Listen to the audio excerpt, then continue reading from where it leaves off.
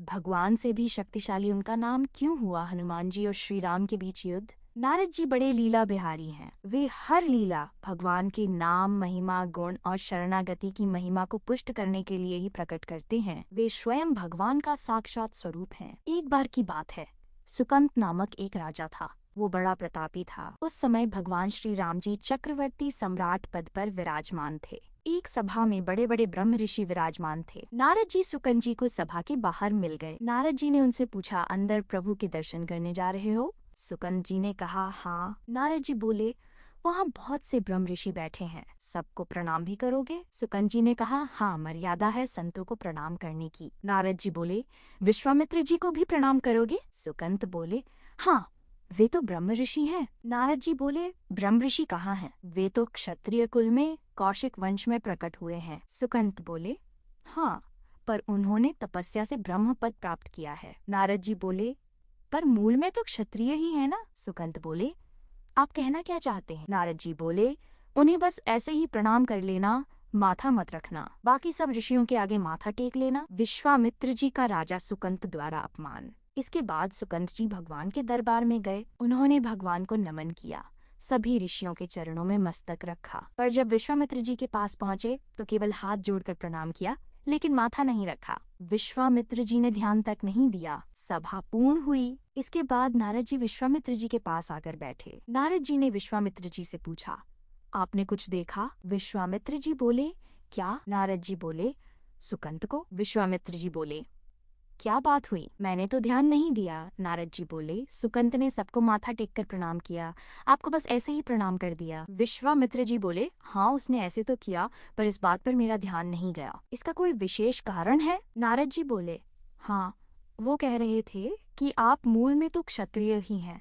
ब्रह्म ऋषि तो आप बाद में तपस्या से बने। ये सुनते ही विश्वामित्र जी को बहुत क्रोध आया। नारद जी ने कहा, उसे दंड तो मिलना ही चाहिए, आप जैसे ब्रह्म ऋषि के साथ ऐसा व्यवहार।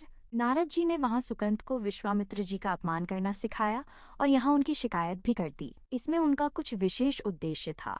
विश्वामित्र जी आवेश में खड़े हुए और बोले, रघुनाथ, आपके दरबार में हमारा अपमान हुआ है। श्री राम बोले, प्रभु, आपका अपमान। विश्वामित्र जी ने कहा, सूर्य अस्त होने से पहले सुकंत का मस्तक मेरे चरणों में होना चाहिए। इस पर श्री राम जी ने कहा, प्रभु, मैं आपके सामने सत्य वचन कहता हूँ, यदि सूर्यास्त से पहले मैं उसका मस्तक आपके चरणों में न डाल दूं, तो मैं रघुवंशी नहीं। आप शांत हो जाइए। नारद जी सीधा सुकंत जी के राजमहल पहुंचे। वो सुकंत जी से बोले, अब तो शाम तक मारे जाओगे। भगवान श्री राम ने संकल्प कर लिया है कि तुम्हारा गला काटकर विश्वामित्र जी के चरणों में डालेंगे। सुकंत जी घबरा गए, बोले, महाराज, आपने हमें फंसा दिया। हम तो साष्टांग प्रणाम कर लौटने ही वाले थे। आपने ही कहा था कि बस हाथ जोड़ देना। नारद जी बोले, हमें क्या पता था कि बात इतनी बिगड़ जाएगी। अब तो समस्या सच में फंस गई है। सुकंत की आशा, हनुमान जी का सहारा। सुकंत जी रोने लगे, प्रभु, अब कैसे बचे? भगवान ने तो कह दिया है, मैं रघुवंशी नहीं यदि सूर्यास्त से पहले उसका मस्तक आपके चरणों में ना पहुंचाऊं। और भगवान कभी मिथ्या वचन नहीं कहते। अब तो मैं मारा ही जाऊंगा। कोई उपाय है प्रभु? नारद जी बोले, एक ही उपाय है, हनुमान जी, वही बचा सकते हैं। सुकंत बोले, पर राम जी की आज्ञा का विरोध हनुमान जी कैसे कर सकते हैं?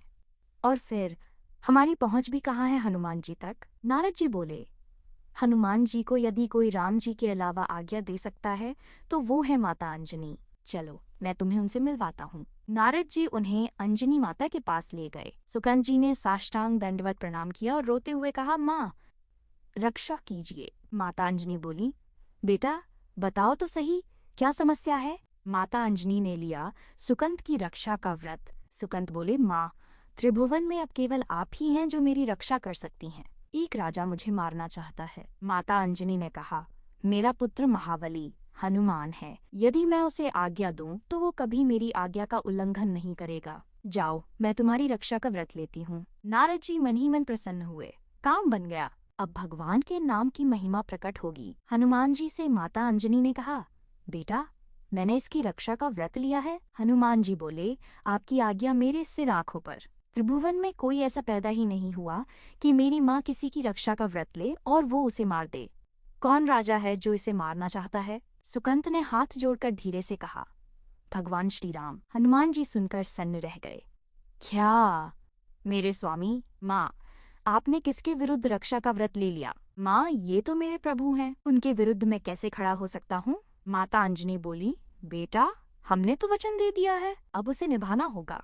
हनुमान जी बोले, चलो एकांत में चलो। वे सुकंत को एकांत में ले गए। संध्या का समय निकट था, सूर्यास्त होने ही वाला था। हनुमान जी बोले, अब बस एक उपाय है, तुझे अपनी हर श्वास में राम नाम जपना होगा। जहाँ राम नाम रुका वहीं भगवान का बाण तुझे समाप्त कर देगा, पर यदि तेरी हर श्वास में राम नाम चलता रहा तो तू बच जाएगा। तू बस सीताराम सीताराम सीताराम यही जपता रह। ये क्रम कभी टूटना नहीं चाहिए। यदि बीच में जरा भी अंतर पड़ा तो प्रभु का अमोघ बाण तुझे काट देगा। अब तू चिंता मत कर, बैठ जा और नाम जप शुरू कर दे। सुकंत बैठ गए और जपने लगे, सीताराम सीताराम सीताराम। हनुमान जी महाराज ने करताल उठाई और वो भी प्रभु का नाम जपने लगे और उनके आसपास नृत्य करने लगे। नाम जप की शक्ति का चमत्कार। उधर भगवान श्री राम ने अमोघ बाण का संधान किया। बाण छोड़ा गया और वो तीव्र वेग से चला, लेकिन जहां हनुमान जी महाराज और सुकंत नाम जप कर रहे थे वहां पहुंचकर बाण रुक गया। उसने उन दोनों की परिक्रमा की और वापस लौट गया। भगवान श्री राम चकित रह गए। आज तक ऐसा कभी नहीं हुआ। अमोघ बाण बिना लक्ष्य को बेधे वो वापस कैसे आ गया? वे आश्चर्य से बोले, त्रिभुवन में ऐसा कौन है जिससे मेरा बाण टकराकर लौट आया? उन्होंने लक्ष्मण जी से कहा, जहाँ सुकंत है वहाँ तुरंत जाओ, देखो वहाँ ऐसा क्या हो गया कि बाण ने उसका गला नहीं काटा। लक्ष्मण जी वहाँ पहुँचे और जो दृश्य देखा वो अद्भुत था। हनुमान जी की आंखों में आंसू थे। वे प्रेम में डूबे चारों ओर घूमते हुए नाम संकीर्तन कर रहे थे, सीताराम सीताराम सीताराम। सुकंत भी समाधि में लीन थे। लक्ष्मण जी का भी हृदय पिघल गया। वे भी वहाँ बैठ गए और तालियां बजाते हुए जपने लगे, सीताराम सीताराम सीताराम। इधर भगवान श्री राम ने ध्यान किया, बाण तो वापस आ गया और अब लक्ष्मण भी नहीं लौटे और ना ही उनकी कोई सूचना आई। वहाँ कुछ तो विशेष चल रहा है।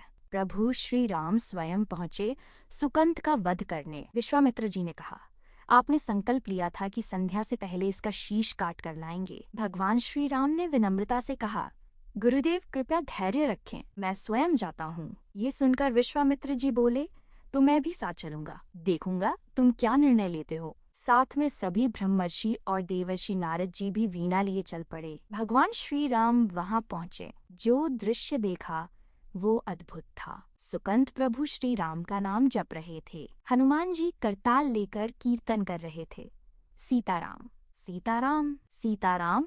उनके साथ लक्ष्मण जी भी कीर्तन में लीन थे। भगवान श्री राम की आंखों में करुणा झलक उठी। अब मुझे समझ आया, प्रभु बोले, जिसके गले में निरंतर मेरा नाम चल रहा हो वहाँ मेरा अमोघ बाण भी छेदन नहीं कर सकता। भगवान से भी शक्तिशाली उनका नाम। श्री राम ने विश्वामित्र जी से कहा, गुरुदेव आपने आज्ञा दी थी कि इसका शीश लाना है, लेकिन ये नहीं कहा था कि काट कर ही लाना है। श्री राम ने सुकंत से कहा, रखो अपना मस्तक विश्वामित्र जी के चरणों में। विश्वामित्र जी प्रसन्न हो गए। नारद जी मुस्कुराए और बोले, प्रभु न सुकंत का दोष है न विश्वामित्र जी का। मैं बस ये दिखाना चाहता था कि आपके अमोघ बाण से भी अधिक शक्तिशाली आपका नाम है। जिस गले में निरंतर राम नाम गूंजता है वहाँ सुदर्शन चक्र भी असमर्थ है। आज ही नाम जप शुरू करें। नाम